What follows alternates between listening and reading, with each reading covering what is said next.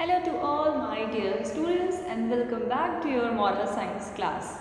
Today we are going to discuss our last chapter of moral science, which is chapter 12, the meaning of life. So let's start. Life is vibrant, active and responding. It is peculiar to plants, animals and human beings. It has a beginning as well as an end. But what is the purpose and meaning of life? It is still a puzzle.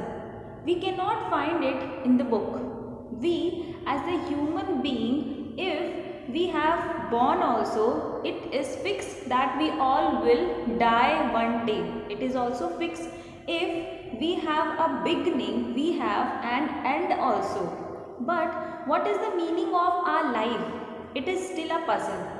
Many people are trying to find out that what is the meaning of the life, why we have a life, but we cannot find it in any book and it is still a puzzle. What is beyond life on this earth? Where do I come from and where will I go? These questions continue to baffle everyone. The quest for the meaning of life has compelled many people to take up meditation and contemplation.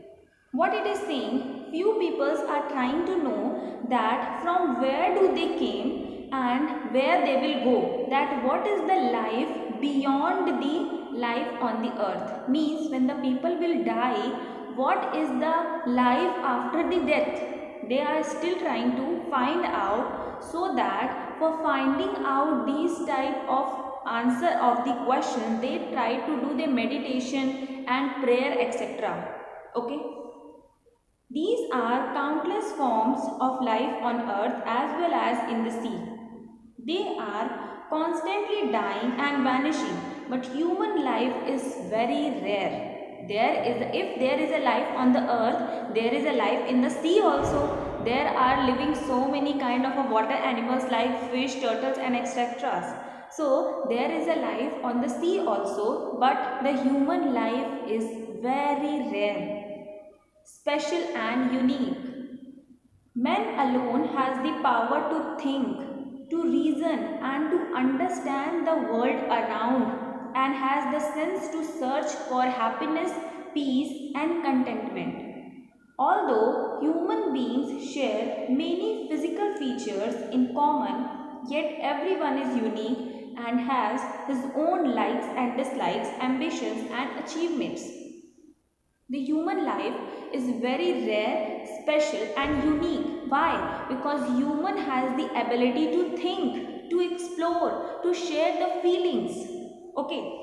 Now, everyone is unique and every person has its own dislikes, achievements and ambitions. That's why nobody is similar in this world. The human being is very rare. A person who is truly enlightened knows that he is on this earth for a little while to accomplish a task he alone can do it well and return to his Creator. He is brave and courageous to overcome all difficulties inherent in human life. He is like a traveler in a train who occupies a seat for a while, gets out when he reaches his destination and leaves the seed for someone else. Like the sunflower that always turns to the sun to draw its strength and power, an enlightened man turns to his Creator in prayer and meditation for guidance. He takes life responsibly, accepts the happiness and sorrow that come with it. What it is saying, the enlightened means person like the priest or the sadhu mahatma person, they are knowing that if they born in this planet earth, then they are born for a little period of time and they have a purpose of their life which they have to complete it, and after that they have to return to their Creator, which is God. We all are having the same thing. If we are born in this earth, after that we all are having a purpose in our life. We have to complete the purpose of our life, and after that every person has to go to the creator only. Like it is given an example of a train. Suppose you are traveling somewhere and you have reserved a seat for you. So you have gone and you have occupied your seat.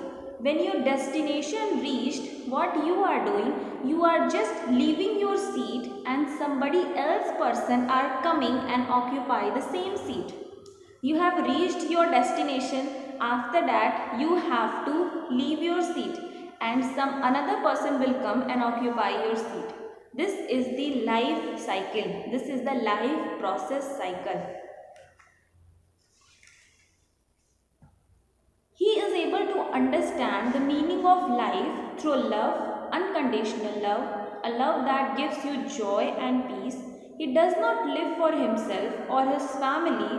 His love embraces the whole world. It is talking about the enlightened person, a person who live for the other people, who live for their country, their society, like Mahatma Gandhi, like Bhagat Singh. They left their family. Why? Because they want us to be free from the Britishers. They left their families. They live for ourselves so that we can freely live in our country. The Mahatmas understood the true essence of life. They went beyond their selves and their needs. They lived for a cause like Mahatma Gandhi, who sacrificed the comfort of a family life for the unity and freedom of his motherland. Now, in this paragraph also, he has given example of Mahatma Gandhi. Mahatma Gandhi has sacrifices his comfort, his love, his family for what? For our motherland, for his motherland, so that we can free from the Britishers. The path of selfless love can be followed by every common man. The Gandhiji has done a selfless love without any condition, without any terms and condition. So selfless love can be done by any common man. Gandhiji was also a common man. Okay, so selfless love can be followed by any common person. The first and foremost step on this ladder of love is action. We must understand our duties and then perform them well. What is your duty? Being a student, your duty is to study very well.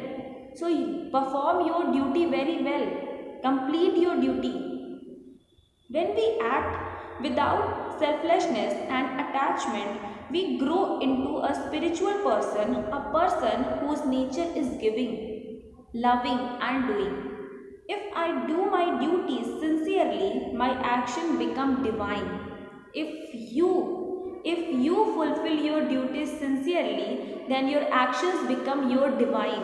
Means you have to, if you are studying very well, then your duties will become a divine. Whatever you are doing, whatever ambitions you are following, okay, that will be a divine for you.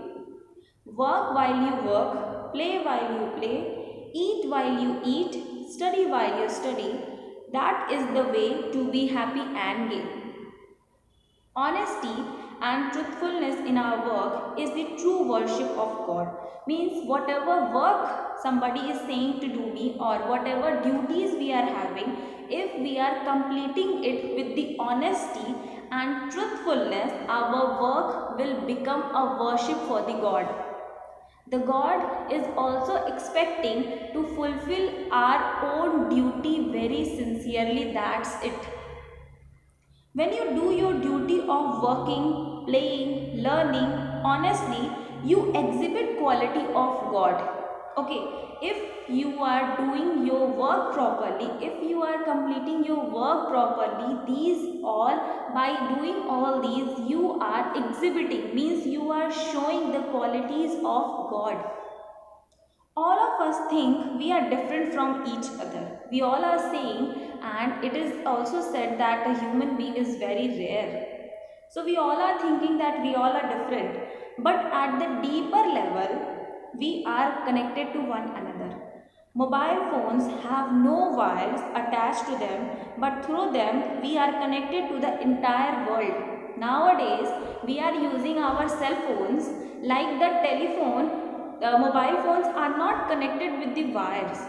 So how we can connect in the entire world, from anywhere in the world, from any person in the world? How we are connected? Mobile has no wire. Like the same thing, still being a human being, if we are different, but in the deep down, we are connected to each other.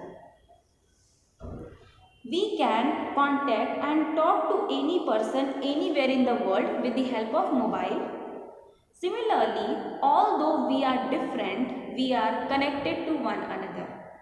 Every thought that comes to our mind, every action that we perform affect the whole world.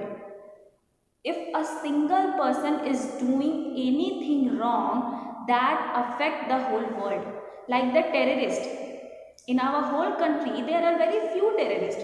But if they are doing anything wrong, that affect the whole country, that affect the whole world. That's why it is saying every thought that comes to our mind, action that we perform affect the whole world. The very core of our being is unconditional love. Look at the world of plants. They grow and become the food for animal and human beings and then disappear. A mango tree gives fruit, logs of wood and fulfill its task. This is the true meaning of life. It is given example of a mango tree. The mango tree is knowing that one day the tree will die or one day somebody will cut the tree. But what the mango tree is doing in the entire of his life, he is giving very sweet fruits. He is giving us the wood. The mango tree was knowing that one day any person will come and cut the mango tree. But in the entire life, he is fulfilling the duty. He is doing its duty very sincerely. It is the true meaning of life. Means whatever purpose you are having in your life, whatever goal you are having in your life, you have to achieve it. And after that, your work will be divine. Unconditional love is the solution to the problem of the world. When we show disregard for others, our life is full of tussles and conflicts. When there is no love, we see faults. We experience jealousy, greed, anger and pride. Love overcomes these evils. When we don't love any person, we get very jealous to them. We being very anger to them. We are having a pride. So when we give unconditional love to the other people, these evils will overcome with the love. This evil will be overlapped by the love we are giving to the another person. To cultivate love, a man must introspect, look into himself, see where he lacks love and desire to fill these gaps. This he can do when he spends time in prayer and meditation. A few minutes of reading the holy scriptures, following and pondering over the holy thoughts would help him experience love, peace and joy. If a person are not able to give the love, then a person try to do prayer and meditation. With the help of prayer and meditation, the mind of a person will be very calm and peaceful, so that he can give the unconditional love to the another people. He will not have any jealousy, any kind of anger with the person. So it is very necessary for us to do a meditation and prayer. To be born as a human being is a great gift. As human being, if we use the opportunity to work, take charge of our life and situation, we will bring greater meaning to life. If we do not use this opportunity, we will leave this world without attaining much. All our material gains and possessions are of no use because they will be left behind. If we are having a life, then we have to achieve anything. so that if we will leave the world, people will remember us for a purpose. People will remember us for our work, what we have achieved. The meaning of life is the meaning we give it. What is the meaning of life is the meaning what we are giving it. If we are making our life better, then our meaning of a life is very good. If we are doing nothing, then the meaning of our life is worst. Means whatever we want to give it, that will become the meaning of our life. What we want to give it. We give meaning to our own lives. We cannot find its meaning in a dictionary. Great are the enlightened beings who have experienced this, for they have found the ultimate meaning of life. The meaning of life is to have unconditional love of the people and for the people. This is the main line in this chapter, that the meaning of life is to give the unconditional love to the people and for the people. Okay, so this is the end of your syllabus and your chapter. So from now, all the best for your exam. Thank you so much, class.